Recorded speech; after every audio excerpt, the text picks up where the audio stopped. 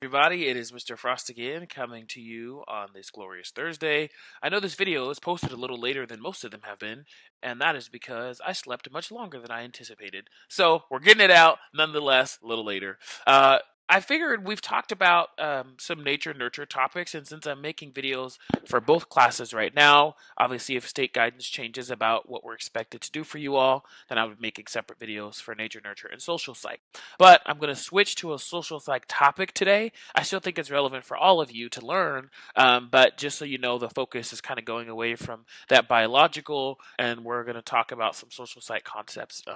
And so today we're going to talk about theories of prejudice. I know this was one of the requests, as we're in this time right now with a lot of a lot of economic troubles and social troubles, and it seems like prejudice often comes up in those times, which will be confirmed by one of our theories today. So let's get right to it.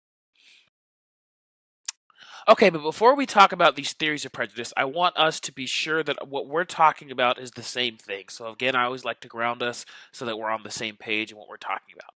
So, when we're thinking about prejudice, it is different than stereotype and discrimination. So, sometimes all of these words get blended together: racist, prejudice, stereotypes, discrimination, but these are all different. And the easy way to think about these three is that a stereotype is a belief. Okay, it's cognitive. It's in our mind. It's so you would use a statement like "I think." Okay, I think would be how you would start to describe a stereotype that you may hold. A prejudice is a feeling. Okay, it's affective. It's something that we're feeling. So you would say, "I think this, therefore I feel." Discrimination is actual action. Okay, so it's something you have to do. It's behavioral. And so I think this, therefore I feel this way, which makes me do this thing. Okay? So a belief, a feeling, and an action. And let's give an example here. So I think women are emotional. That's a stereotype. I feel that will make them bad leaders, which is now a prejudice. Therefore, I will not vote for female political candidates, which is discrimination. So there's space here because I was going to put a picture of like different women who have run for office and ask you if you thought that they met this criteria or if you think that people didn't vote for them because of this. But hopefully you see the natural progression from the thought that women are emotional, the feeling that their emotions would make them bad leaders, and then the ultimate action of you not voting for them, and ultimately you not voting for them roots in your stereotype of thinking that they're emotional. Okay. So today we're going to focus on this feeling of prejudice. So our first theory is the realistic conflict theory, okay? So this theory believes and posits that prejudice results from justifications we create to determine that our in-group should receive an unfair amount of limited resources. So our in-group are people that are like us. Now this can be economic class, so all of us who are middle class or upper middle class. This can be race, so all of us who are African American, Asian American. This can be religion, so all of us that are Christian or Jewish or Muslim. Okay, but this idea that my group should have more resources than other people, and when resources are scarce, when there's only a little bit of something, that is when the conflict arises because you feel like in this time when there's not much, my group should have a lot. Okay. And so when we get these conflicts, that inspires that prejudice, that feeling, because you need to justify why your group should get more than another group. You have to come up with some kind of way, right?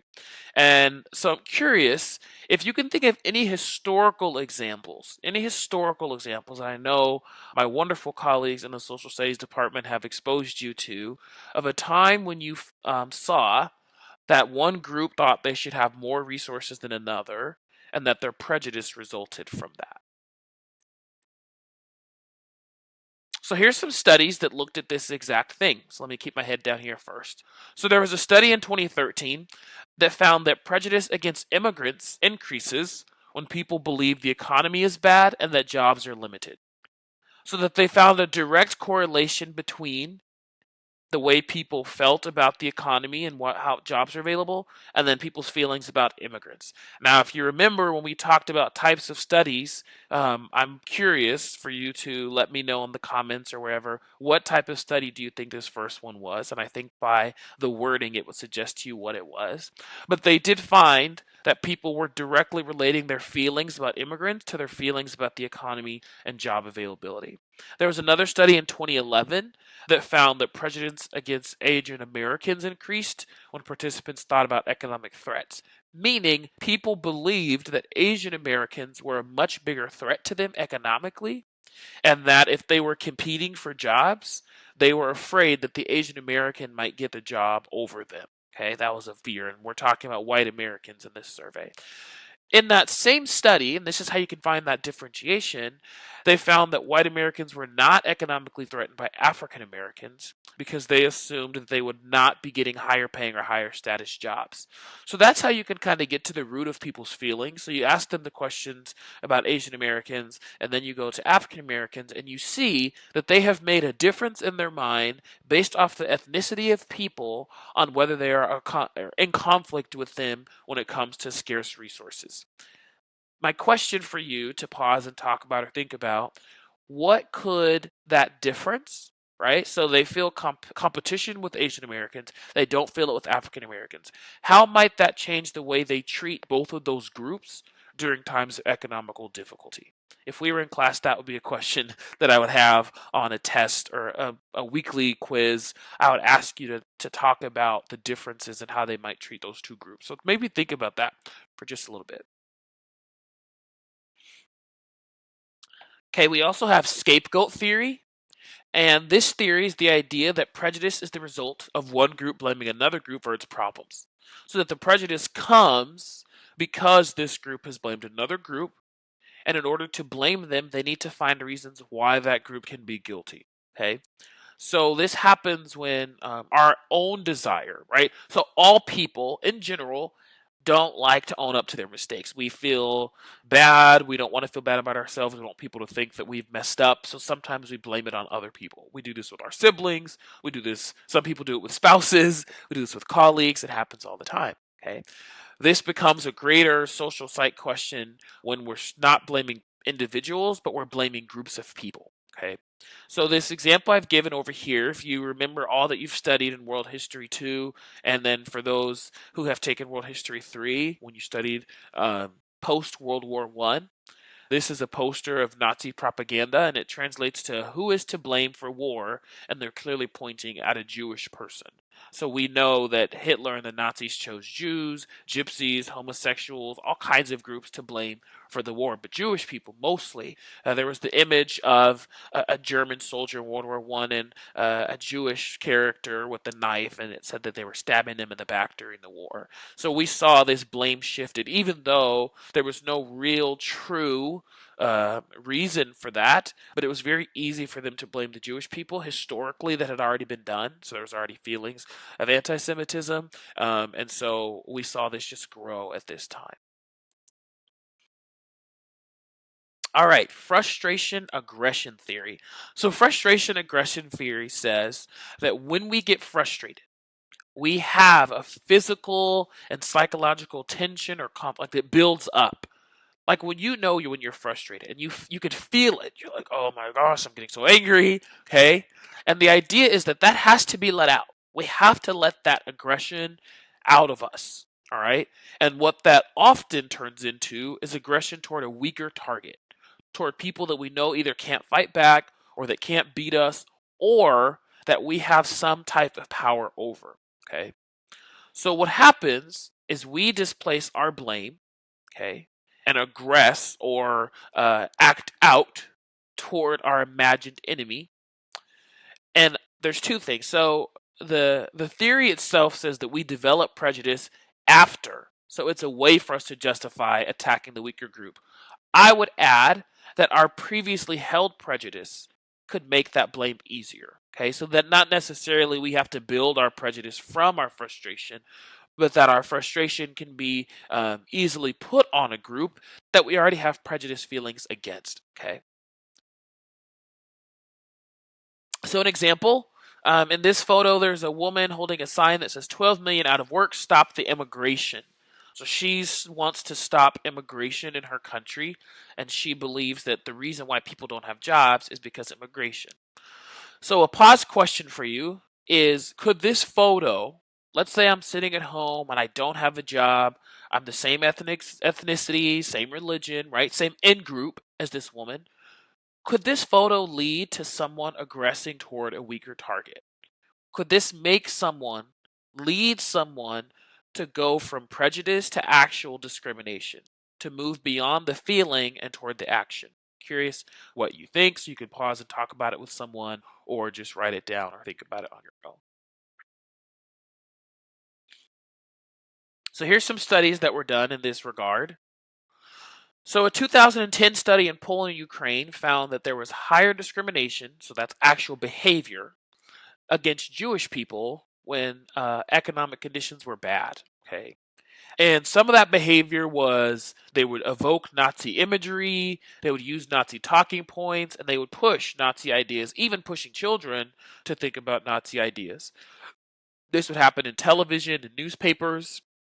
We also see this in our own country, where after the American Civil War, a lot of white Americans were doing poorly, and Hovland and Sears found a negative correlation, meaning one goes this way, the other goes that way. Okay, negative correlation. If it was positive correlation, that means they rise together. A negative correlation means one goes down while the other goes up.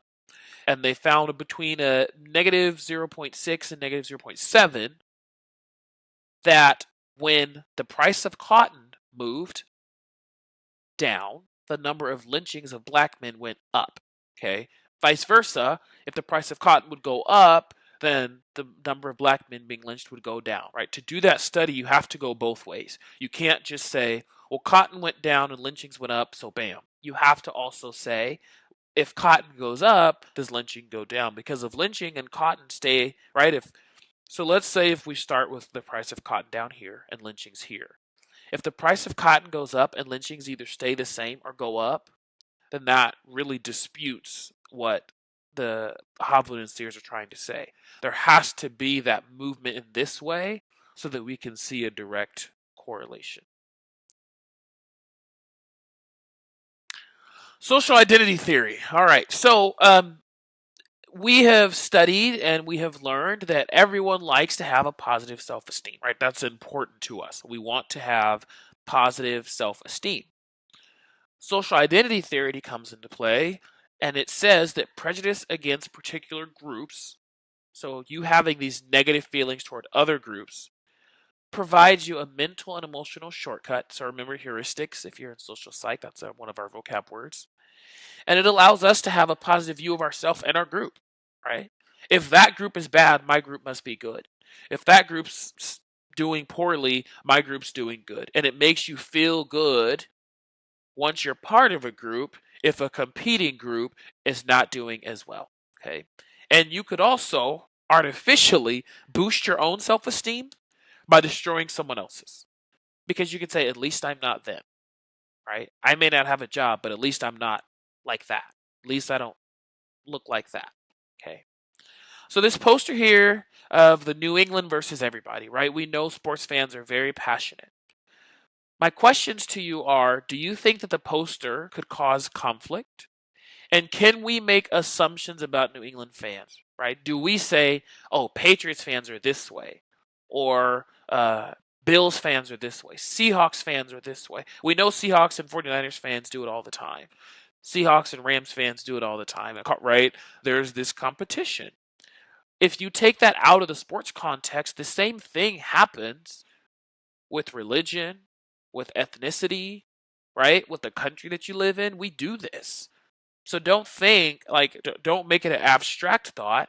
Just imagine the same way sports teams do it. Oh, their fans are obnoxious, right? And that makes you feel better about your fan base. At least we're not like those 49ers fans. Well, people will do the same thing. At least we're not like those African Americans. At least we're not like those Hispanics, right? The same thing comes into play because we get that boost from ourselves. And the last thing I'm going to talk about is the stereotype content model. Okay, so this was a model developed in 2011 by a group of researchers, and they were trying to understand how we come up with our emotional reactions to certain groups of people. So they had two categories of how we judge people. One is with warmth and competence. So there's warmth and there's competence, okay?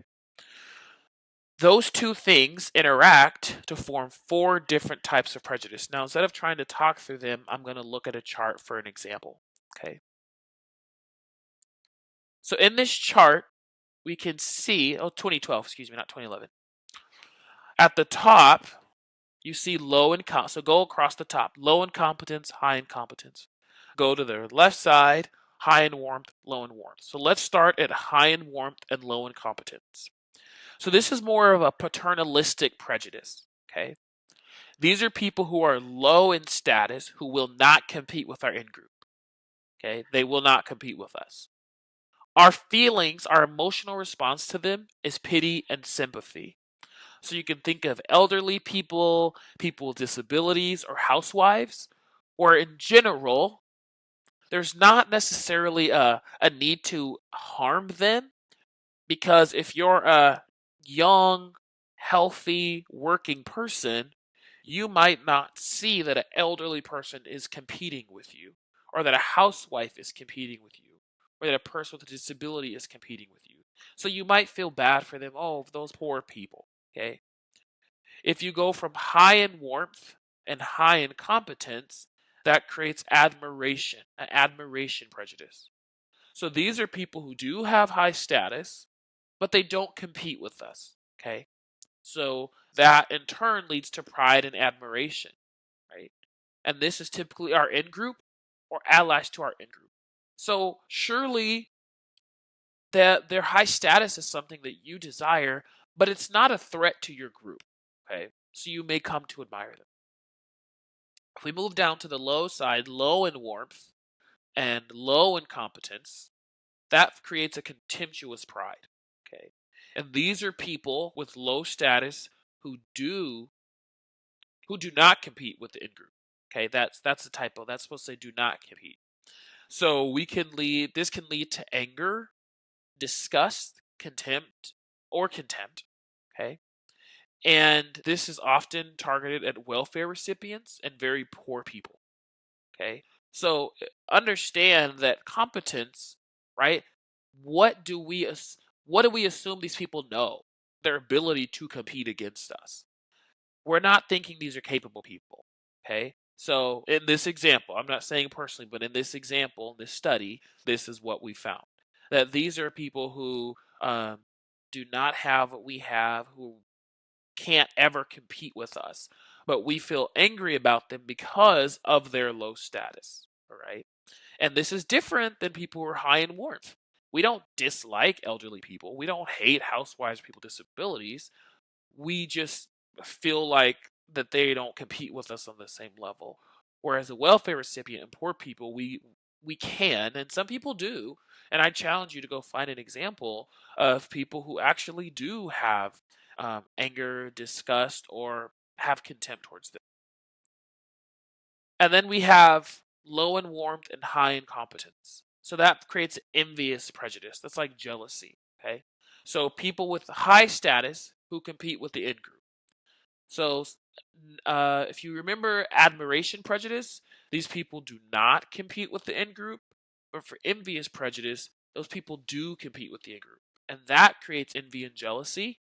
For some, this is Asian Americans or Asians, Jewish people, rich people, and feminists. Now, feminists, I was interested to see that included in Fisk's chart.